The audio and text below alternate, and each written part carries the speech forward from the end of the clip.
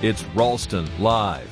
I would think this would have a special resonance for you. We're going to talk about immigration in a moment. But your father, I believe, fled from Cuba under the Castro regime.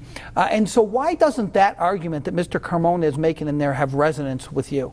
It doesn't have resonance with me because our job is to make sure that they don't develop any nuclear weapons. This doesn't do that, you don't think? I don't think that this agreement does. I think that we, as leaders, could have gotten a much better agreement. You know, there were times when Ronald Reagan walked away from the table and people criticized him for doing it. But what happened in 1991?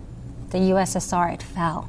And you know, those were opportunities that we missed with Cuba, because when the USSR fell, there was an opportunity to reach out to Cuba in a different way, and we lacked the leadership to do it back. You don't think we should have reached out now? No, obviously you have special feelings about Cuba, right? I do. And so you don't think the president should have reached out now and done what he has done with Cuba?